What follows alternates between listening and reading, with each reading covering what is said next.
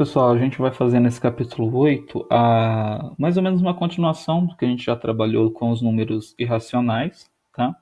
Só que agora a gente vai ver eles num lugar um pouco maior aqui, que é o conjunto dos números reais. Então a gente vai começar a compreender o que são esses números reais e entender onde está se encaixando cada conjunto. Tá? Um capítulo bem tranquilo, bem simples, para a gente poder avançar com a nossa matéria, tá bom? O que a gente já sabe até agora, tá? Desde o sexto ano até esse momento aqui, até o nono ano, a gente já tem vários conjuntos aí que foram apresentados, foram trabalhados, que vocês já conhecem, tá? Então coloquei aqui eles para a gente poder entender como que eles se organizam na matemática. Tem o conjunto dos números naturais, que a gente vê lá atrás, lá no sexto ano, começando praticamente nossa caminhada aí na matemática, né? Tem o conjunto dos números inteiros, que é essa letrinha Z, que é quando aparece sinal positivo, sinal negativo, né? A gente começa a ver regra de sinal, que ele é um pouco maior, ele é mais avançado, né, que os nossos números naturais.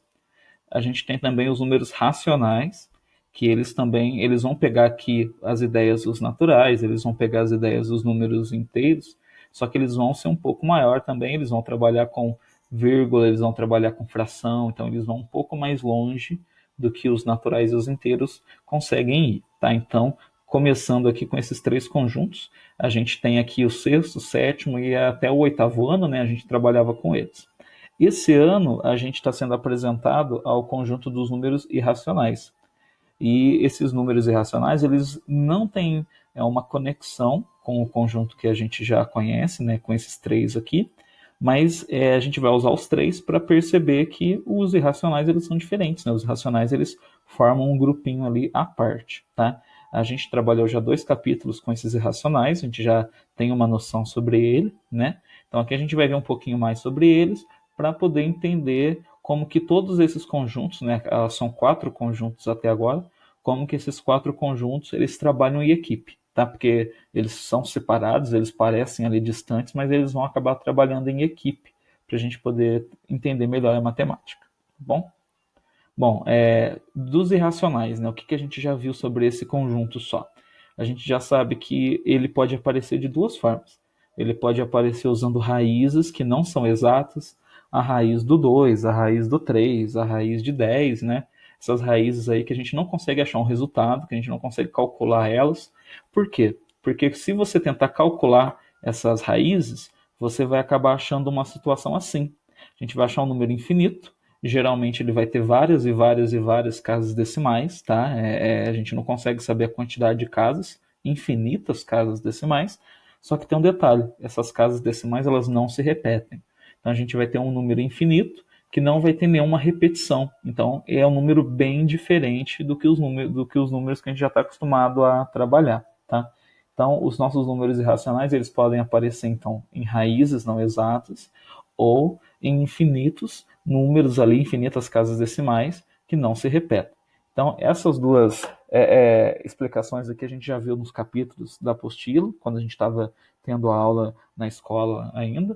Então essa parte que a gente já trabalhou.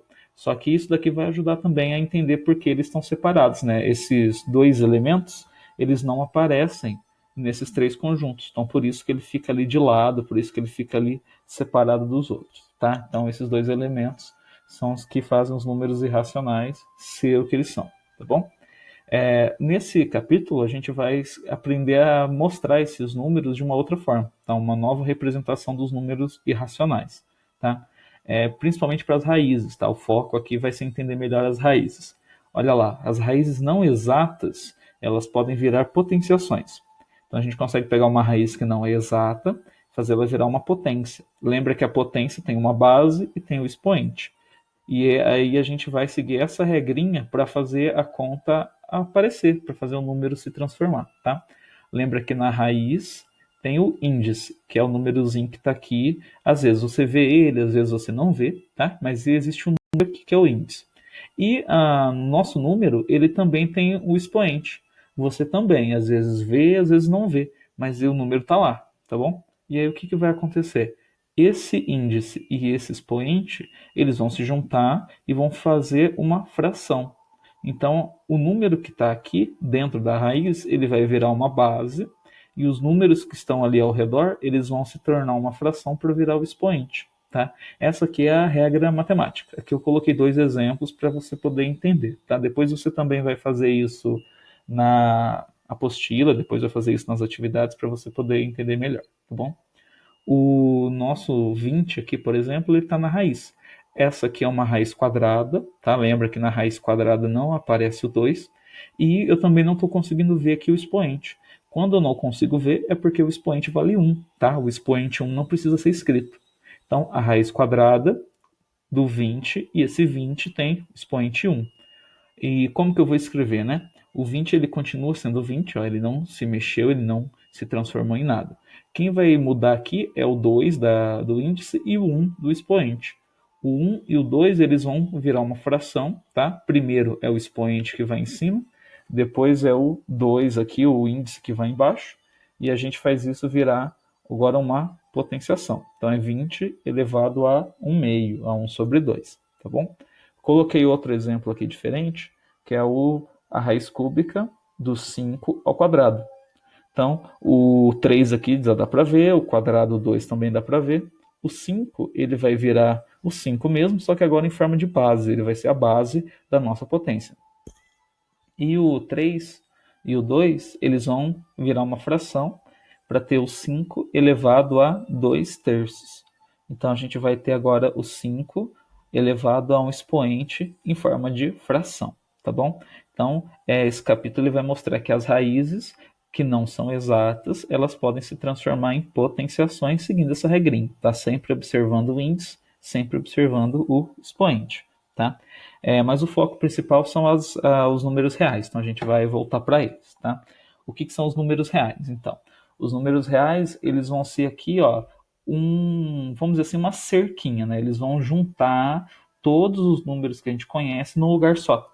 Então, os números reais, eles não têm nada de novo, tá? O que eles vão trazer de novo para a gente é que se eu falar que o número é real, quer dizer que ele pode ser natural, ele pode ser inteiro, ele pode ser racional, ou ele pode ser irracional. Ele pode ser de qualquer tipo de número que a gente já trabalhou. Isso quer dizer que assim fica mais amplo o que a gente consegue fazer. Então, se antes eu falava que tinha que ser um número inteiro, você já pensava que não ia ter sinal, que não ia ter fração, que não ia ter vírgula, tá? Se eu falasse que ia ser um número racional, você podia encontrar uma dízima, você podia encontrar um sinal, uma fração, você já tinha uma limitação. Então, eu sei que eu vou encontrar isso, eu sei que eu não vou encontrar aquilo, tá? Só que agora, quando eu falo que ele é real, quer dizer que ele pode ser qualquer coisa. Então, qualquer tipo de número pode aparecer para a gente.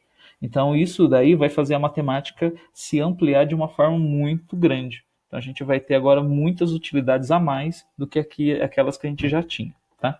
Então, aquele esqueminha que eu mostrei no começo, que era só os três conjuntos e os irracionais ali separados, agora eles vão ser uma coisa só, eles vão se transformar todos eles nos números reais. Tá?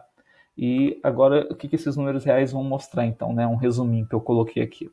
Eles vão mostrar para a gente os números naturais, né? Representado pelo N, os números inteiros, representado pelo Z. Vamos só lembrar o que é, né? Aqui aparecem positivos e negativos, aparecem os sinais. Os números reais também vão ser os números racionais, que são representados pelo Q. O que aparece nessa galera, né? Aparecem frações, aparecem números decimais, aparecem dízimas periódicas. E, para finalizar aqui, os nossos reais, eles podem ser, então, também números irracionais, que é pela letra I.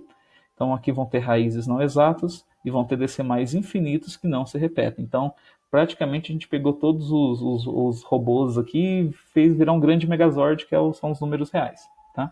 Então, esse conjunto inteiro vai ser o que a gente vai conseguir trabalhar nesse capítulo, junto com a ideia de representar as raízes não exatas seguindo as potenciações. Tá, pessoal? Então, até a próxima aula.